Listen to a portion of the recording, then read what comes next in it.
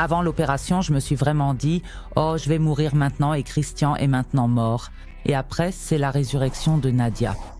Pour moi, la première pensée quand je me suis réveillée de l'anesthésie a été « Je suis toujours moi ». Et la deuxième pensée a été « J'ai extrêmement mal ». Je dirais éclaté. Cette illusion s'est en fait de plus en plus dissipée à chaque nouvelle opération. J'ai été opérée au total 16 fois, sur une période de 2 ans. Je me sentais de plus en plus mal, de pire en pire. Aussi physiquement et logiquement, oui, aussi psychologiquement. Nous vivons à une époque de tabou. Le courant dominant dicte ce qu'on a le droit de penser et de dire. Quiconque ose poser des questions risque d'être exclu. Mais c'est justement pour cette raison qu'il est plus important que jamais de parler ouvertement. Bienvenue dans le podcast spécial EDU, le format qui s'engage pour la vérité et met en lumière les sujets qui dérangent. Je m'appelle Daniel Frischknecht, je suis président d'EDU Suisse et psychologue. Aujourd'hui, nous abordons un sujet sur lequel beaucoup préfèrent se taire. La vérité sur la chirurgie transgenre. Et je parle avec quelqu'un qui est compétent pour aborder ce sujet, car il a lui-même subi une opération de réassignation sexuelle. Chris Brönnimann. Je veux lui parler de ce qui l'a motivé, de ce qui s'est passé par la suite et de ce qu'il en pense aujourd'hui. J'attends avec impatience une conversation franche, sans œillères et sans aucune restriction de pensée. Chris, merci d'avoir accepté d'aborder ce sujet très personnel et délicat. Vous avez dit que vous faisiez ce podcast parce que l'éducation et la prévention étaient vos principales préoccupations. C'est exact? Absolument, Daniel. Tout d'abord, merci infiniment de me permettre de vous parler de ce sujet, un sujet que beaucoup considèrent comme un terrain miné et sur lequel beaucoup préfèrent ne même pas s'aventurer. Nous nous lançons tous les deux dans l'aventure et je t'en suis reconnaissant. Nous aimerions en savoir un peu plus sur votre enfance, sur votre environnement familial et social, sur la manière dont vous avez grandi et, si possible, obtenir plus de détails à ce sujet. Alors, à l'origine, je suis née en Allemagne, puis j'ai été adoptée en Suisse à l'âge de 7 ans. J'ai grandi dans un environnement bourgeois à la campagne, peu de temps après avoir terminé ma scolarité. Est-ce que la vie m'a appelée ?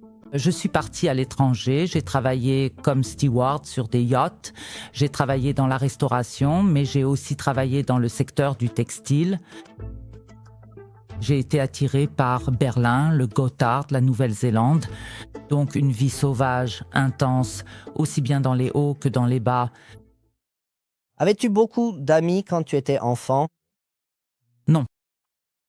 Là, on entre déjà directement. Je vois qu'on aborde déjà le sujet directement. Non, à l'école, j'étais vraiment un outsider. Les filles me trouvaient bizarre, les garçons aussi, de toute façon. Je n'avais tout simplement pas l'impression d'appartenir à un endroit. Je me sentais très seule, très isolée. Est-ce vraiment la bonne façon de le dire? Et durant les années scolaires, les enfants et les adolescents sont très honnêtes, brutales parfois aussi. Et oui, pour eux, j'étais la victime parfaite, l'étranger à la classe, celui qu'ils pouvaient taquiner, celui qu'ils pouvaient, comme on dit en Suisse, railler, dont ils pouvaient se moquer, qu'ils pouvaient insulter. Parfois, même le chemin du retour à la maison était un véritable parcours du combattant, parce que je savais que derrière le prochain coin, il y aurait encore des garçons qui m'attendaient pour me tabasser. On ne peut vraiment pas le dire autrement. C'était une période difficile. Et être un outsider, ne jamais appartenir à aucun groupe, ce n'est ni drôle ni facile. Et cela marque bien sûr l'âme d'un enfant, d'une adolescente. Et cela a, nous en parlerons plus tard, des répercussions sur la vie future. Mais avais-tu une personne de confiance? Pas du tout. Nous revenons maintenant dans les années 70. Ma scolarité s'est déroulée du milieu des années 75 au milieu des années 85. À l'époque, ce n'était pas comme aujourd'hui, on n'était pas du tout sensibilisé à tous ces sujets psychologiques. Surtout, on ne parlait pas encore de tous ces sujets. Comme je l'ai dit, je venais d'un milieu très bourgeois ou d'une famille très bourgeoise. Vraiment à la campagne, très conservateur, marqué par ses valeurs. Là-bas, ces sujets n'étaient tout simplement pas encore pertinents ou en général. La seule chose qu'on me disait, c'était « ce garçon ou toi en tant que garçon, tu te comportes bizarrement. Tu ne te comportes pas comme un vrai garçon est censé se comporter. » C'était une forme de dévalorisation à mon égard. Je n'ai jamais vraiment compris cela. J'ai toujours pensé, mais je suis simplement moi. Et qu'est-ce qui ne va pas chez moi? Et pourquoi est-ce que je suis si mauvais? Et quand on n'entend pas ça seulement de l'extérieur, à un moment donné, on finit par le croire aussi. Et à un moment, j'ai pensé que j'étais vraiment indésirable. À côté, bizarre, différent, n'appartenant nulle part, je suis juste un clown bizarre. Mais en parler, ou le fait que j'en aurais parlé à quelqu'un, que je me sentais ainsi, seul et isolé, ou incompris, ou pas aimé, oh non, absolument pas, en aucun cas. Au contraire, le désir était peut-être là. Non, pas peut-être. Il était là. Mais il y avait tout de suite aussi la peur, bien sûr. Je n'ai pas le droit de parler de tels sujets, ou dire à quelqu'un que je ne vais pas bien ou que je suis malheureuse. À quel moment as-tu eu l'impression que quelque chose était différent chez toi par rapport aux autres? En fait, c'était vraiment pendant toute ma scolarité.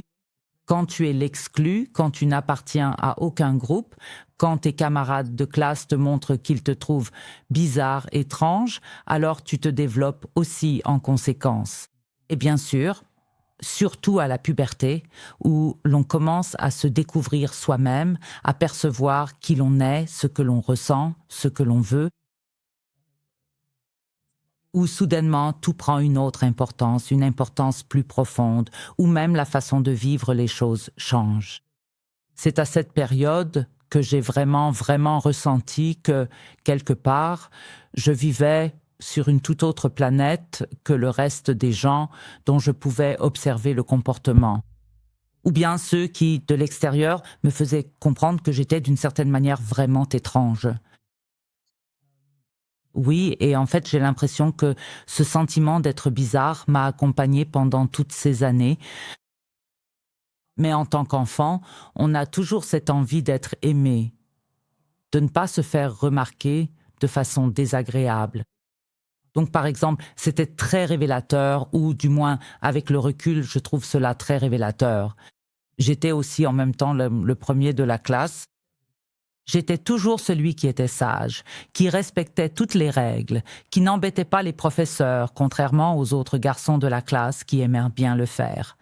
Je ne me suis jamais impliquée dans ces choses-là parce que je voulais toujours être sage, justement être correct, être bon, être gentil, pour que l'on me... Enfin, en fait, je cherchais à obtenir la reconnaissance ou l'affection ou, pour le dire très simplement, j'espérais de l'amour. Et c'est pourquoi, extérieurement, j'étais incroyablement adaptée. Quand, enfant, tu suis une voix très étrange et différente, tu développes, et je trouve cela fascinant d'un point de vue psychologique, énormément de mécanismes de protection, de mécanismes d'adaptation. Je savais très bien que je devais me comporter de telle ou telle manière pour que je puisse, au mieux, que je sois le moins possible une cible. Ne pas offrir de prise à mes camarades de classe, mais aussi aux professeurs ni à mes parents, aucune prise. Juste me faufiler à travers ces années de jeunesse et rester simplement coincé dans le malheur. Et pour moi, je peux vraiment te résumer ça en une phrase: quand j'étais parmi les gens, et parmi les gens, j'étais malheureux. Et s'il y avait des moments de bonheur, c'était ceux où j'étais seul avec moi-même. Personne, aucune influence extérieure où je n'avais pas à entendre sans cesse « tu n'es pas comme les autres, tu ne sais rien faire, tu es bizarre, tu es à côté de la plaque ». Dans mon monde à moi, seul, je pouvais façonner et imaginer le monde comme il me convenait, comme il me semblait juste et harmonieux. Et je crois que c'est comme un instinct de survie que l'on À l'époque, je ne me posais pas de questions, je le faisais simplement. Et c'était sans doute un instinct de survie très fort que j'avais à l'époque, vraiment très fort aussi. Avais-tu déjà à l'époque le sentiment d'être né dans le mauvais corps? Non, pas du tout. D'abord, il y a eu la puberté et l'éveil sexuel, la découverte du désir, et j'ai remarqué, d'accord, j'aime les garçons et j'ai constaté que les garçons me fascinaient justement sur ce plan sexuel, érotique. J'étais aussi un garçon et à l'époque, dans notre environnement bourgeois et rural du moins, on ne connaissait pas le terme transsexuel ou transgenre ou même simplement trans, personne ne connaissait ça. Mais ce qu'on connaissait, c'était homosexuel ou gay, ces termes-là, on les connaissait. On les entendait dans la cour de récréation chez nous. En tout cas, moi, je les ai entendus suffisamment souvent, espèce de pédé ou peu importe quoi. Mais bien sûr, c'était une insulte horrible. D'ailleurs, ça l'est encore aujourd'hui. Personne n'aime entendre ça. Et oui, pour moi, c'était clair. J'étais un garçon, un adolescent qui commençait à devenir un homme. Et j'étais attirée par les garçons, donc je me suis dit que j'étais gay. Et au début, cette réponse m'a suffi et je me suis dit, d'accord, maintenant je sais à peu près, ah, je suis gay, donc voilà. La vie continue et je vais maintenant sortir dans le monde et être heureux. Et j'ai vraiment essayé de le faire le plus vite possible. J'ai quitté tout l'environnement de mon enfance et de mon adolescence et c'est là, en fait, que j'ai fui pour la première fois. Fui devant moi-même, fui devant la situation, devant cet environnement, il faut vraiment l'appeler ainsi. Et j'ai pensé que lorsque je serais dehors, dans le grand monde, loin de toutes ces moqueries, loin de toujours entendre « tu es faux, tu n'es pas bien », c'est là que la vraie et belle vie commencerait pour moi. Et c'est ainsi que je suis partie. Je me suis précipitée à l'étranger de façon assez précipitée, sans aucune préparation, sans sécurité, sans réflexion. Je voulais simplement m'éloigner le plus possible de tout ce qui avait rendu ma jeunesse difficile. Et cela a été le début d'une descente encore plus grande et de nombreux, très nombreux extrêmes de vie dans lesquels je me suis à nouveau retrouvée empêtrée. J'ai été catapultée dedans, je m'y suis retrouvée et cela m'a aussi marquée. Mais si tu t'es perçu comme homosexuel, pourquoi as-tu alors pris la décision de changer de sexe? Bonne question. Je pense qu'à l'époque, l'homosexualité, c'était tout ce qu'on connaissait vraiment. C'était pour moi, à ce moment-là, disons vers 15 ans, peut-être 14 ans et demi, 15 ans, quand j'ai remarqué que les garçons me fascinaient. C'était tout simplement la réponse la plus évidente et la seule possible. Je ne connaissais rien d'autre. Je savais, ok mec, les homosexuels sont des garçons, des hommes qui vivent avec des hommes, qui ont des relations sexuelles ensemble, et non des filles avec des garçons ou des garçons avec des filles. Et c'est pourquoi c'était la seule réponse possible pour moi. Dehors. Puis j'ai eu mon expérience homosexuelle et ce n'étaient pas des expériences saines, ni de bonnes expériences. C'était souvent le cas. Tu dois t'imaginer, j'ai quitté l'école, je suis partie. J'étais en fait un peu livrée à moi-même. Je n'avais pas de base solide sous les pieds. J'étais si jeune, naïf. Et quand on est comme ça, on attire toujours ce qu'on dégage. Et bien sûr, j'ai tout de suite attiré de mauvais hommes qui ont évidemment remarqué cela, ça. J'étais un adolescent ou un jeune homme perdu dans l'espace. Et puis très vite, je suis aussi tombée dans une sexualité très malsaine où l'on a vraiment abusé de mon corps, où l'on m'a utilisé. On t'a alors perçu comme un objet de plaisir? Absolument. C'est allé jusqu'à ce que je sombre vraiment dans le milieu du sexe. C'était comme ça à l'époque, je me souviens très bien, on voulait me donner l'image. J'ai ensuite travaillé dans un club échangiste. Et là, on voulait me coller l'image du garçon suisse venu des montagnes suisses. Mais tout cela était bien sûr uniquement réduit à l'aspect sexuel. C'était de l'exploitation, de l'abus. Et cela ne m'a pas aidé, c'est-à-dire cela n'a pas contribué à ce que j'aurais trouvé la réconciliation avec moi-même dont j'avais déjà tellement besoin à l'époque. J'ai fui ce milieu de jeunes chez moi, à la campagne, parce que j'ai toujours été l'exclu. Et puis, dans ce vaste monde, j'ai de nouveau été mise à l'écart. Encore une fois, en fait, j'ai vécu la vie comme quelque chose de mauvais, de pas correct, de faux, d'interdit. Donc, je n'étais absolument pas sur le chemin vers moi-même, ni même sur une voie où j'aurais eu la moindre chance de guérir moi-même.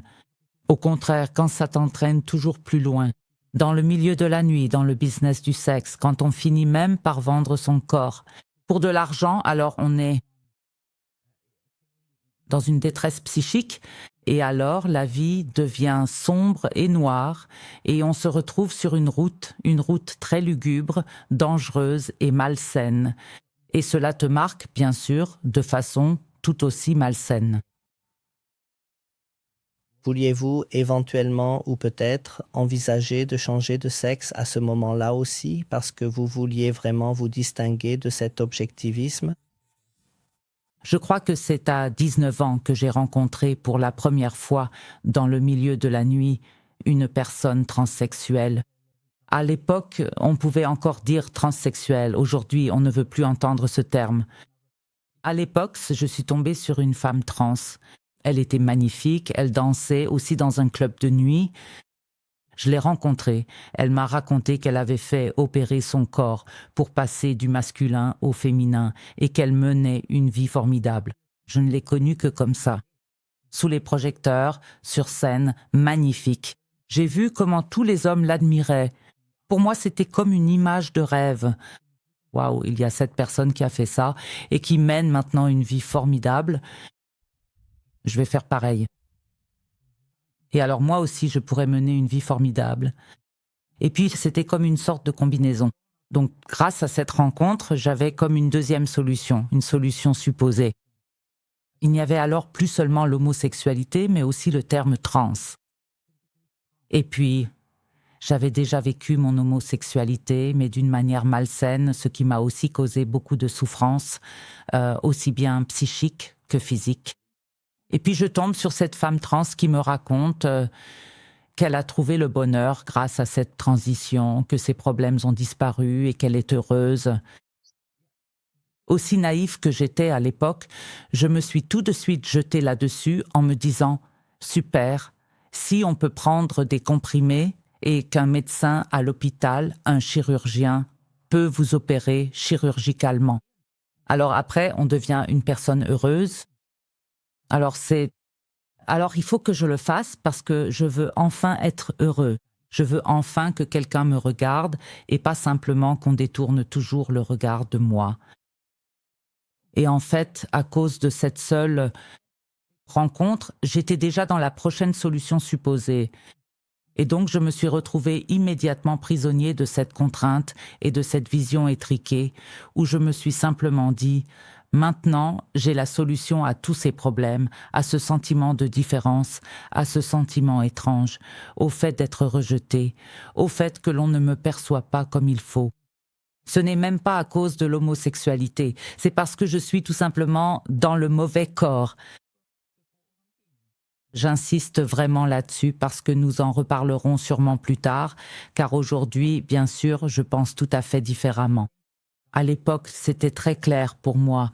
Ah, toute cette obscurité, tous ces problèmes que j'ai dans ma vie, c'est parce que je suis née dans le mauvais corps. Maintenant, j'ai la solution. Je dois changer de sexe. Je serai alors une nouvelle personne. Je n'avais même pas aucunement l'idée vraiment réaliste de dire ou de penser que je voulais changer de sexe pour devenir une femme. J'ai toujours dit, après, je serai une femme de rêve. Après, je serai magnifique. Je serai aussi sous les projecteurs. Les gens m'acclameront même symboliquement.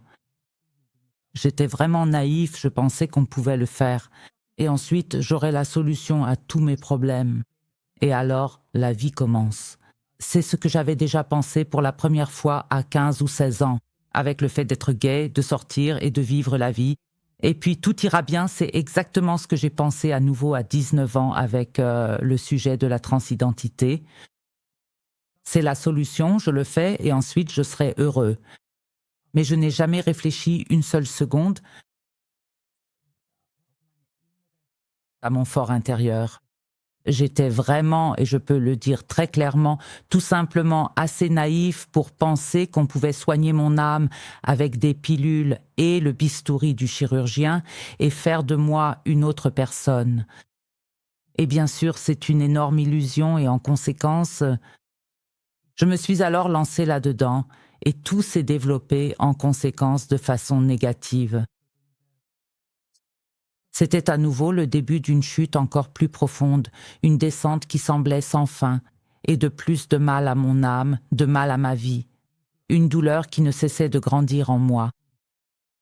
Tu as mis tous tes espoirs dans cette adaptation chirurgicale. Tu as projeté que ce serait la solution miracle. Pour ton manque d'amour, de reconnaissance et d'admiration comme tu l'as vécu avec cette femme trans, c'est ça. Tu as tout projeté dans cette adaptation chirurgicale. Et aussi, comme tu l'as justement suggéré tout à l'heure, une fuite devant ce corps masculin que l'on a aussi maltraité, qui m'a aussi causé d'énormes douleurs.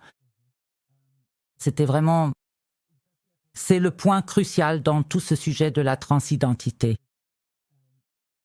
Ce chemin ne doit jamais, jamais être une fuite devant soi-même. C'est déjà fondamental.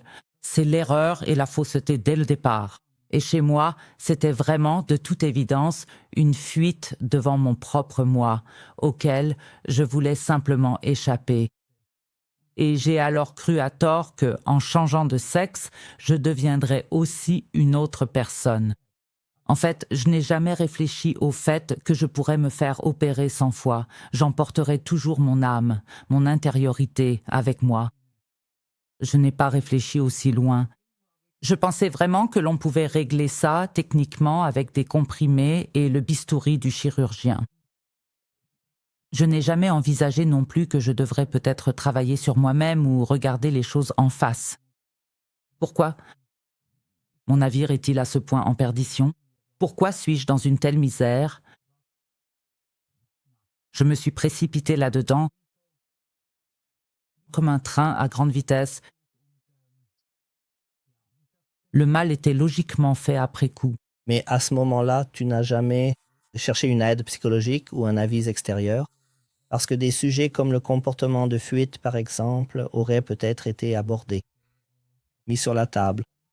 Tu n'as pas trouvé ça important. À l'époque, tout était aussi un peu différent de ce que c'est aujourd'hui.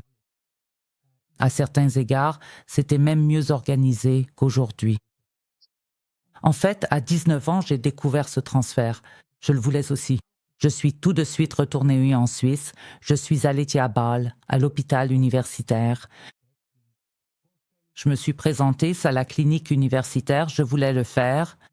Ensuite, le médecin m'a gentiment et poliment renvoyé, en disant « Revenez quand vous aurez 25 ans ». En Suisse, il n'était pas permis de faire ce genre de choses avant 25 ans. Cela signifiait pour moi, à l'époque, que je devais encore attendre 6 ans. Et pendant ces 6 années, j'ai essayé tout ce qui était possible. Bien sûr, je l'ai vraiment fait. On ne s'assied pas simplement en attendant 6 ans que ce soit possible. Pendant ces 6 années, j'ai vraiment essayé de trouver ma place et j'ai traversé différentes phases. Des phases où j'ai effectivement trouvé un peu de calme, mais aussi d'autres où je suis allée dans des extrêmes de vie totalement différents. Pendant 2 ans, j'allais simplement travailler en tant qu'homme pendant la journée et le soir, je me maquillais en quelque sorte, en drag queen, comme on dirait aujourd'hui, ou en femme visuelle, et c'est ainsi que je passais mon temps libre. J'allais au cinéma, je sortais dîner avec des amis, je retournais aussi danser en club. Mais c'était toujours des extrêmes. Puis il y avait à nouveau une phase où je me disais « Non, il faut que je m'en sorte maintenant en tant qu'homme », et j'ai mis de côté tout ça. Les vêtements de femme, les bijoux, etc., Je les ai de nouveau donnés, jetés, et je me suis simplement dit, maintenant, il faut que je sois le garçon cool, comme tout le monde, ou comme on est censé l'être parce que, à l'époque, je ne connaissais que ce modèle de rôle. Voilà comment un garçon doit être et pas autrement. Et puis j'ai essayé de faire comme ça, de correspondre à cette image, et je portais une casquette de baseball. J'étais alors le garçon cool qui faisait du breakdance. Et là aussi, je jouais encore un rôle comme dans les autres extrêmes auparavant. Ce n'était jamais quelque chose qui venait de moi, de façon naturelle, spontanée, mais j'ai toujours cherché la solution à l'extérieur, jamais à l'intérieur. Et quand tu vis ta vie complètement à l'envers, et que tu passes d'un extrême à l'autre. Parfois, tu vis uniquement comme une femme à l'apparence extérieure, puis tu essayes de copier le macho.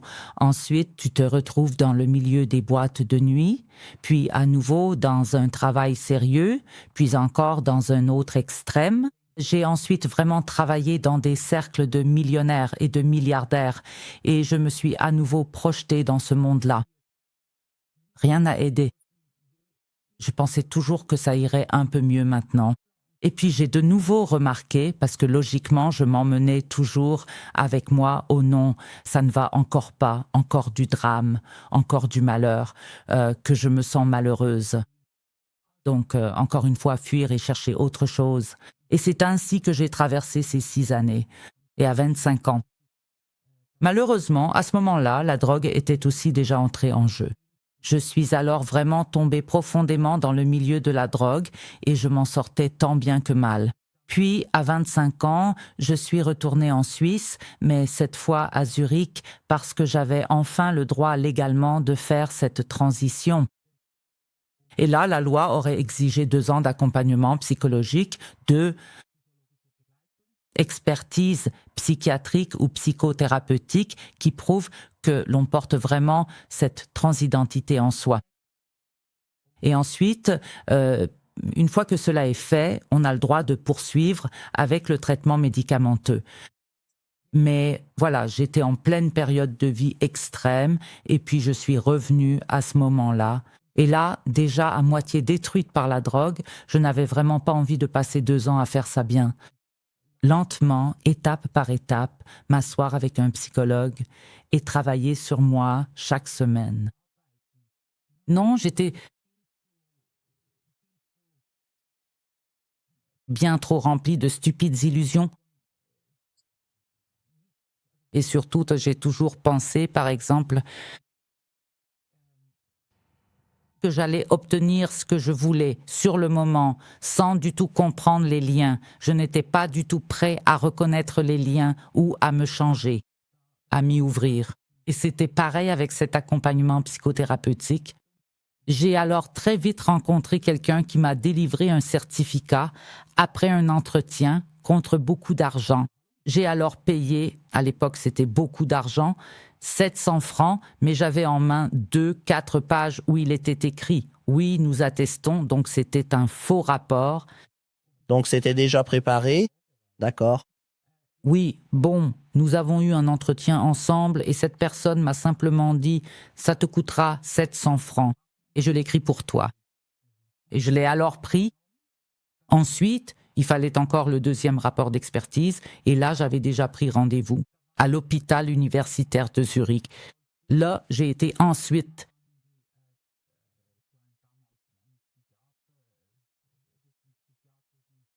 à la tête de service de psychiatrie.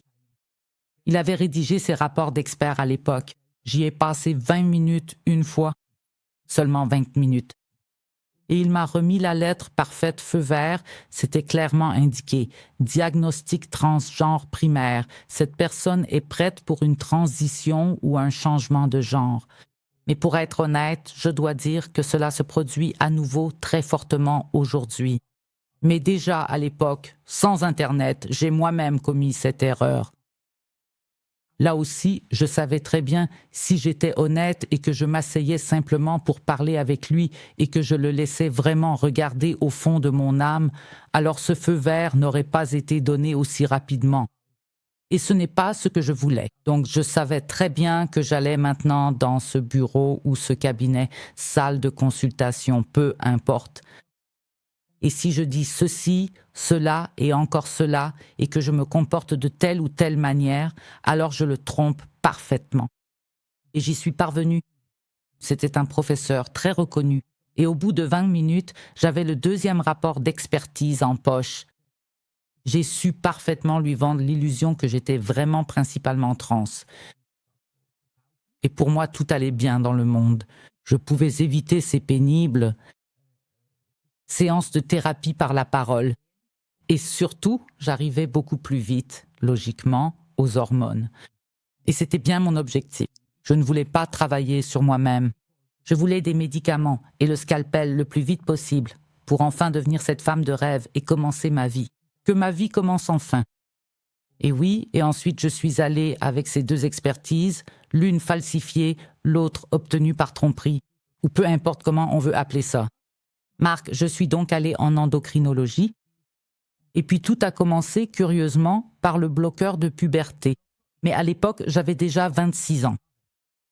Donc si je regarde en arrière aujourd'hui, c'est complètement insensé et contradictoire.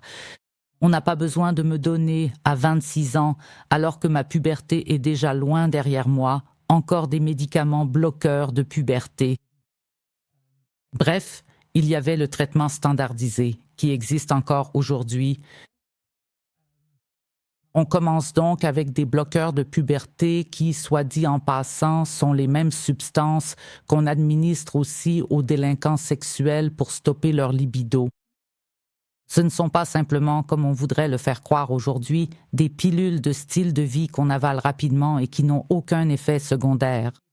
Ce sont des médicaments extrêmement puissants. On a alors commencé avec moi, 6 mois plus tard, à administrer des œstrogènes, dans mon cas, donc des hormones féminines. La thérapie hormonale du sexe opposé, dans mon cas, était logiquement à base d'œstrogènes. Et à peine 1 an et demi plus tard, je me retrouvais déjà pour la première fois sur la table d'opération.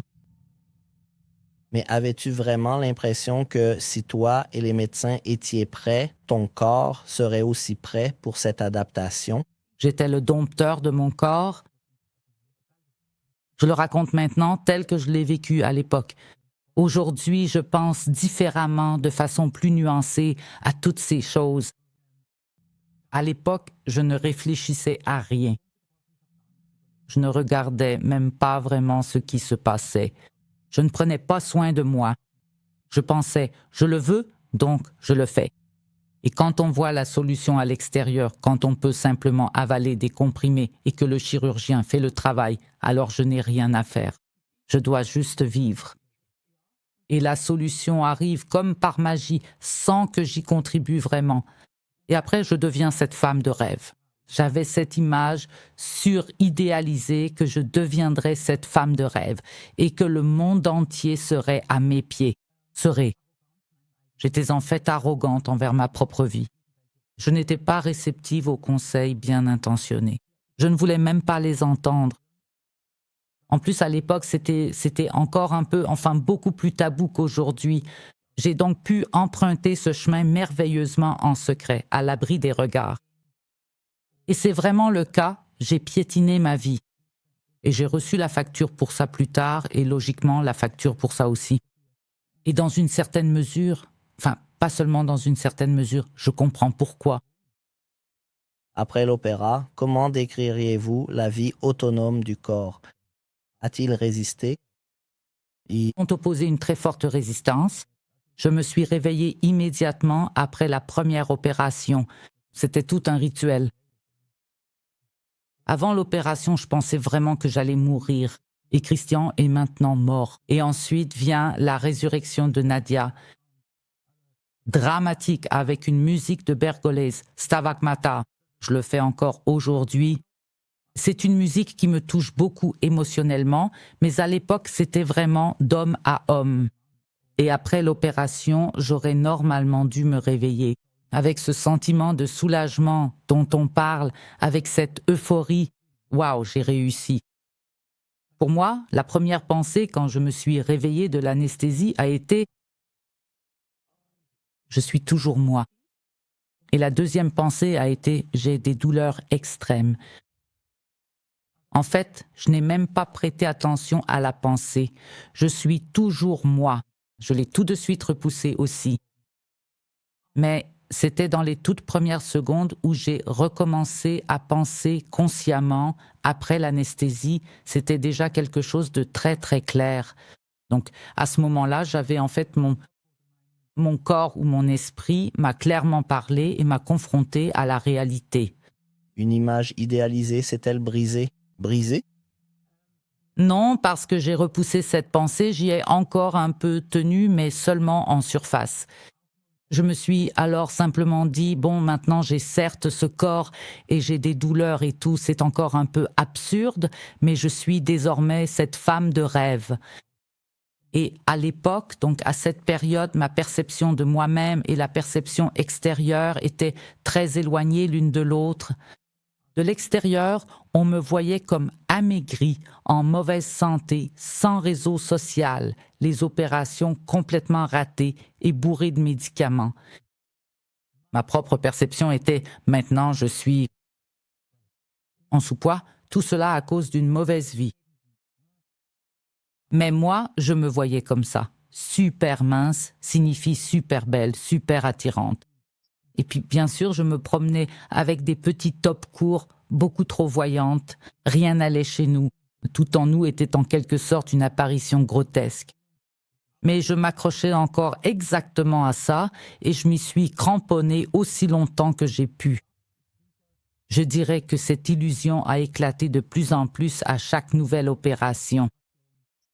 Au total, j'ai subi 16 opérations sur une période de 2 ans. Et là, tout s'est dégradé très rapidement. En descente, eh bien, ça a toujours été le cas. Complications. Bon, les médecins m'ont examiné à nouveau, aucun problème. Madame Bruniman, nous procédons à une petite intervention chirurgicale de suivi. Nous allons maîtriser la situation. Tout ira bien ensuite. Je vais subir une autre opération. Puis d'autres complications sont apparues et le jeu continua encore et encore. Et le 15, opération. Avez-vous ensuite inséré mes intestins dans depuis l'espace néovaginal, donc de l'intérieur de la néovagine. Je parle délibérément de néovagin car il y a une énorme différence avec un vagin biologique. Et là, il y a eu une déchirure de la néovagin vers l'intestin, ce qui a entraîné une nouvelle opération d'urgence et une stomie. Et 16 opérations en 2 ans, évidemment. Mon état empirait sans cesse, de pire en pire.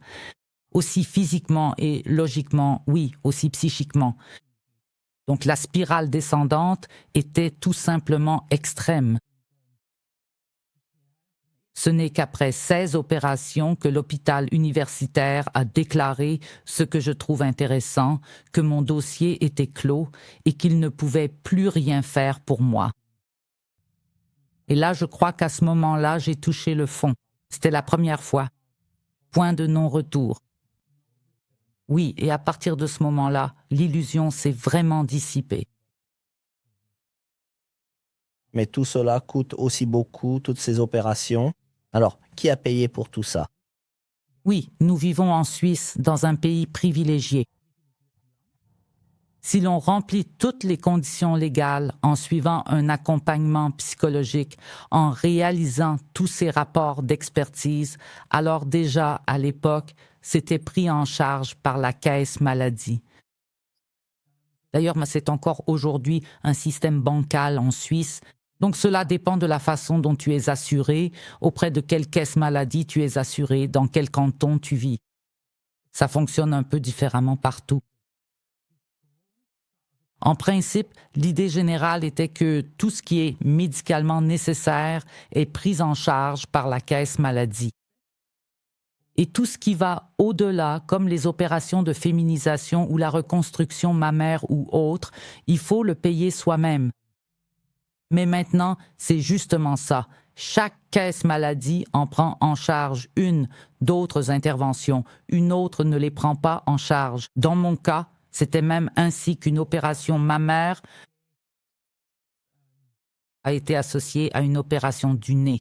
C'est d'ailleurs la seule chose que j'ai féminisée sur mon visage à l'époque.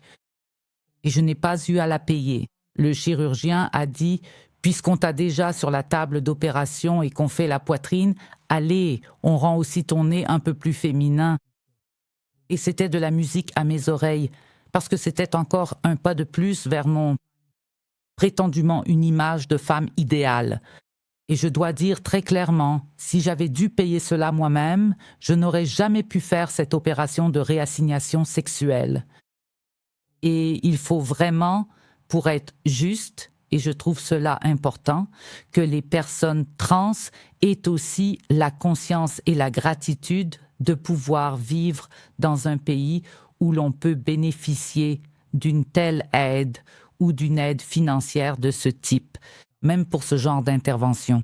Il y a beaucoup de pays où il n'existe aucune assurance maladie qui prend en charge de telles interventions aussi simplement.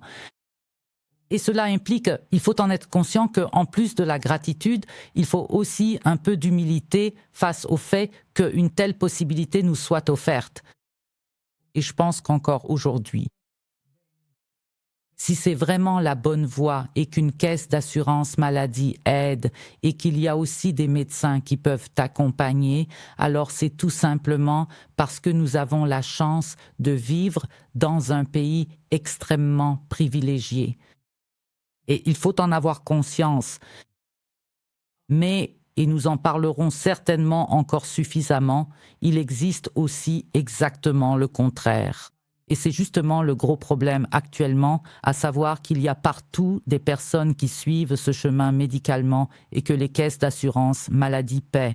Et tout fonctionne, la machine tourne, alors que ce n'est justement pas le bon diagnostic. Tout comme à l'époque, dans mon cas, ce n'était pas non plus le bon diagnostic. Si à l'époque j'avais accepté qu'un psychologue s'il s'était assis avec moi et passé plus de temps, si j'avais été obligée de vraiment regarder ma propre vie, j'aurais dû reconnaître très rapidement, et je l'aurais aussi compris en thérapie, qu'il y a énormément de causes dans ma structure de personnalité qui m'ont justement amené à cela. Penser que la solution réside dans la transition, dans l'opération, alors qu'en réalité, cela ne fait que traiter les symptômes et ne s'attaque pas du tout à la véritable cause du problème. Et c'est justement là le grand sujet. Qu'en Suisse, on ne fait pas cette distinction et qu'on n'est pas prêt à la faire, entre un véritable diagnostic de transidentité primaire et ce qu'on appelle un diagnostic de dysphorie de genre à apparition rapide. Ce dernier concerne justement celles et ceux qui, au cours de leur puberté ou de leur croissance, pour diverses raisons émotionnelles et psychologiques, se retrouvent dans une situation où en viennent à penser qu'ils sont trans et à croire que la transition est la solution. Mes problèmes seraient résolus. Mais où les véritables causes sont tout autres. Ce sont ces causes qui sont à l'origine de la détresse psychique. Il y a le syndrome d'Asperger, l'autisme, les troubles borderline, la schizophrénie, les traumatismes, les abus subis dans l'enfance. Il existe tant de problématiques psychiques qui amènent une personne à penser qu'elle est trans. Et à l'heure actuelle, c'est tout à fait le cas. Et c'est justement là que réside le problème. Et là, je divague un peu pour revenir à ta question. Je m'étonne vraiment, je suis surpris qu'en Suisse, le débat, qu'aucune caisse maladie n'ait encore vraiment lancé ce sujet dans la société. Et qu'est-ce qui se passe en fait? Qu'est-ce qu'on paie exactement avec toutes ces interventions, alors que pour beaucoup, ce n'est pas du tout la bonne solution et que ce n'est pas clair, et qu'on ne procède pas à un diagnostic différentiel basé sur les causes? Je ne peux qu'être étonnée. Pourquoi tout le monde? Pourquoi est-ce un sujet? Pourquoi en Suisse ne parle-t-on pas encore de ce facteur coût? Et ils sont massifs et importants. Pourquoi est-ce si silencieux? On met le couvercle dessus? Je n'ai encore vu aucune caisse maladie. entendu ou lu qu'elle ait osé sortir de sa réserve pour discuter du facteur coût. Je suis convaincue qu'il y a énormément à discuter car je trouve que beaucoup de coûts sont couverts ici, chez les personnes pour qui la transition n'est pas la bonne solution. Des personnes qui ont besoin d'un autre traitement, mais certainement pas d'une transition. Nous parlons toujours d'adaptation de genre et non d'une transformation, c'est-à-dire que l'on devient une femme et que ce n'est qu'une adaptation extérieure. Qu'en était-il de la fonctionnalité de ces adaptations? Est-ce que tout a fonctionné dès le début comme cela fonctionne chez une femme biologique? Et la sexualité, est-ce que cela a aussi fonctionné alors en tant que femme? Ou comment cela s'est-il passé? Pas du tout. Je peux dire 2 choses à ce sujet pour commencer. La première chose, c'est qu'on parle, et je peux très bien le comprendre, c'est aussi ce que je considère comme cohérent dans la façon dont nous utilisons la langue. On ne parle délibérément pas d'une transformation, mais seulement d'une adaptation. Cela signifie qu'on essaie de se rapprocher le plus possible du genre désiré. Mais je dis toujours que le meilleur chirurgien du monde et la meilleure transition du monde en sont encore à des années-lumière. Du miracle qu'est une femme biologique. Et le meilleur chirurgien, la plus belle vagin de designer, pardon de le dire aussi franchement, reste un travail d'amateur comparé à une vulve féminine biologique. Et un vagin, ce sont vraiment 2 mondes à part. Et c'est justement aussi quelque chose qui, à mon avis, est un peu idéalisé. C'est ainsi que c'est présenté aussi sur Internet, sur les réseaux sociaux en général, quand on parle de ce sujet. On pense toujours qu'après, tout aura été parfaitement opéré et que tout sera merveilleux. On se dit alors qu'on a un vagin. C'est pourquoi je préfère parler d'une néo-vagin. Parce qu'il y a vraiment un monde de différence entre les deux. Et même si une opération réussit et qu'aucune complication ne survient, ce qui arrive tout à fait, c'est aussi le cas pour certains. Tout ne se passe pas aussi mal pour tout le monde que ça s'est passé pour moi. Mais il s'agit d'une toute petite minorité, une infime minorité, pour qui l'opération réussit à tel point que le résultat est bon, qu'il paraît crédible, authentique et fonctionne aussi sur le plan fonctionnel. C'est une infime minorité. Il y a ensuite les autres, pour qui ce n'est pas forcément aussi difficile, mais il n'y a pas non plus tout le monde pour qui tout tourne aussi mal que cela s'est passé pour moi. Je le comprends bien. La grande majorité se situe quelque part au milieu. C'est-à-dire qu'ils n'ont peut-être pas cette avalanche massive de complications que j'ai vécues, mais eux aussi en ont. Après l'opération, une baisse de la libido ou une capacité orgasmique réduite ou encore une néovagin qui a certes une belle apparence mais qui ne permet aucune pénétration. Il existe toutes les nuances possibles ainsi que d'autres symptômes associés ou complications. Il y en a beaucoup pour qui le potentiel de complications se réalise aussi. C'est une gamme incroyable, justement parce que la diversité des complications est si vaste. Donc, il y a, si je peux parler en général des hommes trans et des femmes trans, cela va de l'infertilité à des problèmes de densité osseuse, des problèmes vasculaires, donc des problèmes de vaisseaux sanguins et beaucoup de troubles végétatifs. Des problèmes neurologiques négatifs, les maux de tête sont un énorme sujet. Je trouve ça vraiment incroyable. J'entends aussi aujourd'hui de la part de tant de jeunes personnes trans depuis qu'elles prennent des hormones ou qu'elles ont subi une opération des organes génitaux, donc dans le cas inverse, pour les femmes biologiques qui se font opérer pour devenir des hommes trans, qu'à ce moment-là, des maux de tête chroniques et massifs apparaissent, par exemple. Il y a aussi le problème de l'incontinence, par exemple. C'est aussi un énorme sujet, mais personne n'en parle. Il y a tellement de facteurs, tellement de complications possibles, en fait, que 1, 2 ou 3 d'entre elles surviennent chez presque tout le monde. Il y en a vraiment très peu pour qui tout se passe bien, très peu pour qui tout tourne mal, et beaucoup pour qui c'est un bricolage permanent. et ils se retrouvent quelque part au milieu, mais ils font aussi l'expérience de limitations très importantes ou de nouveaux problèmes auxquels ils ne s'attendaient pas du tout au départ. C'est pourquoi je trouve si important que déjà,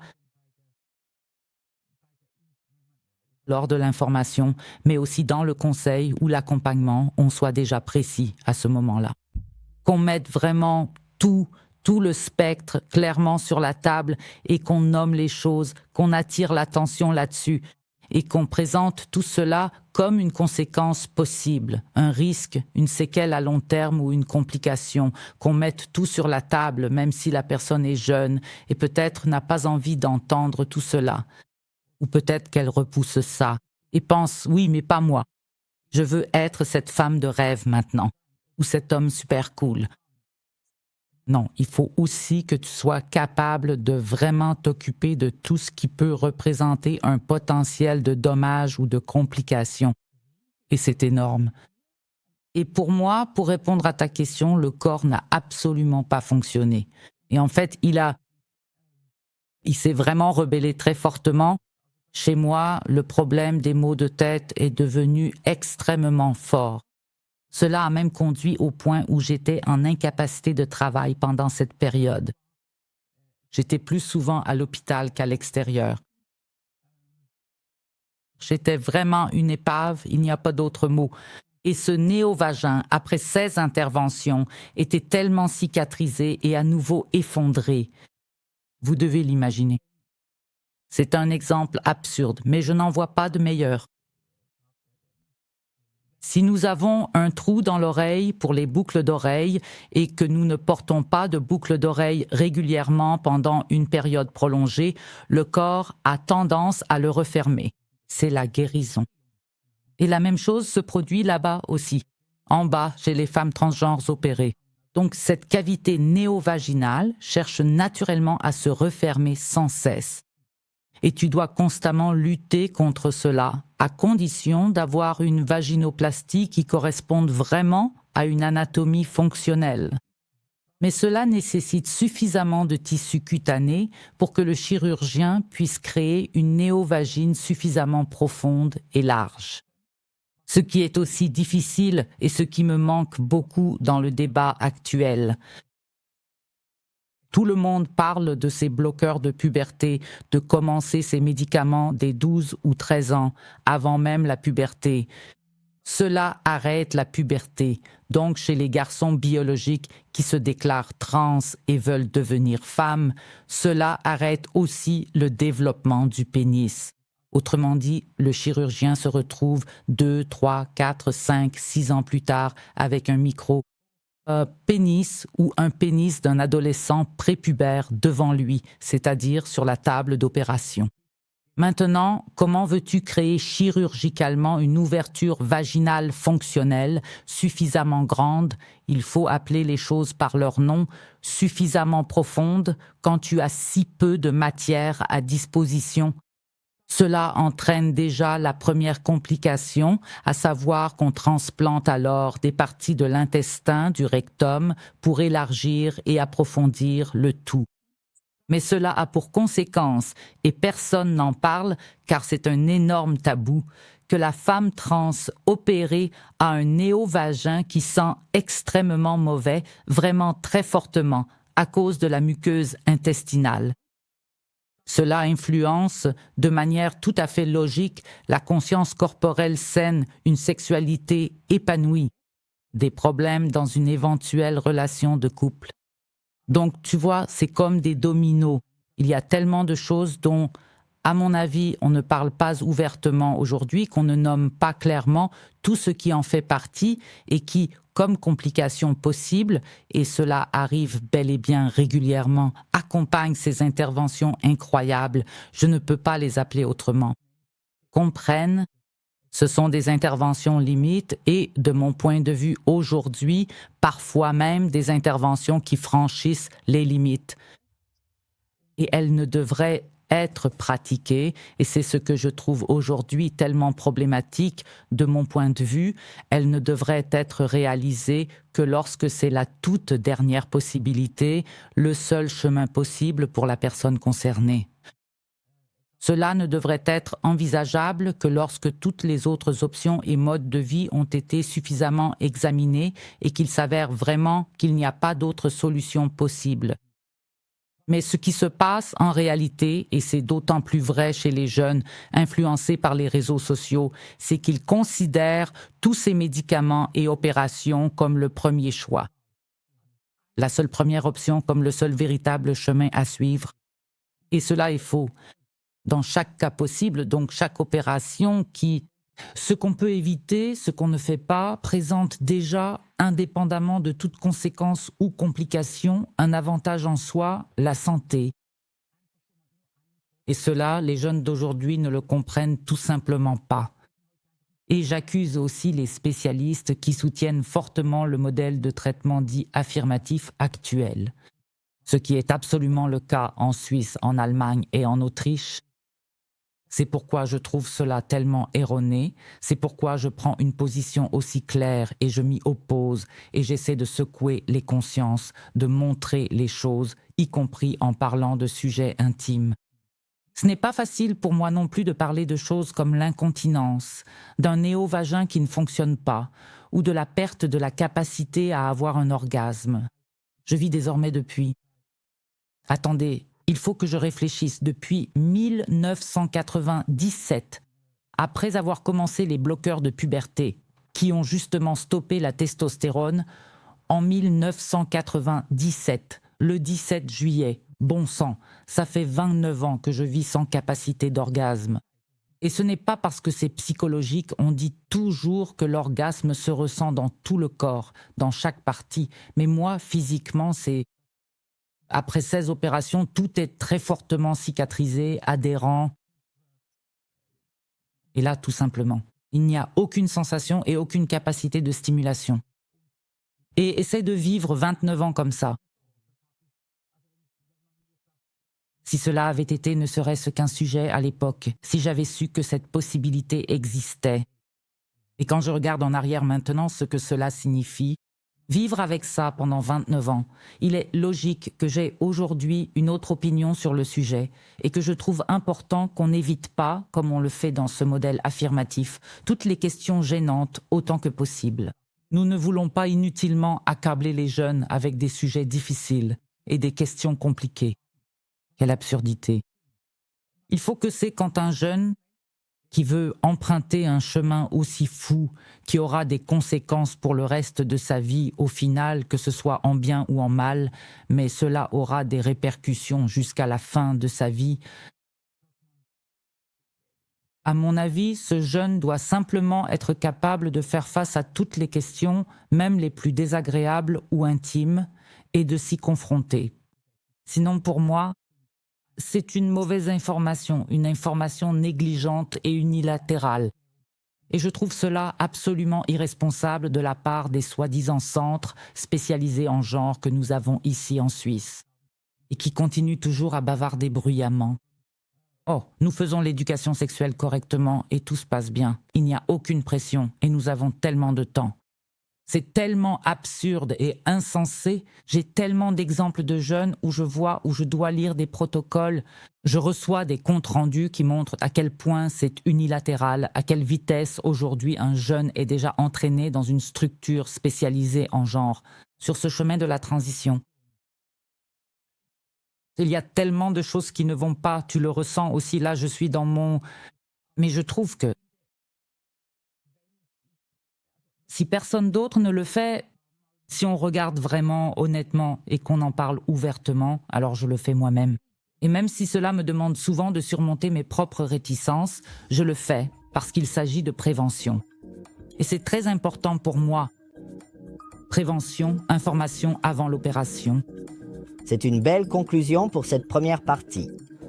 Si vous voulez savoir ce que Chris serait prêt à faire pour pouvoir revivre, ne serait-ce qu'un seul jour, dans un corps masculin originel et en bonne santé, alors abonnez-vous dès maintenant à la chaîne pour ne pas manquer la deuxième partie. Merci d'avoir été avec nous et à la prochaine épisode du podcast spécial EDU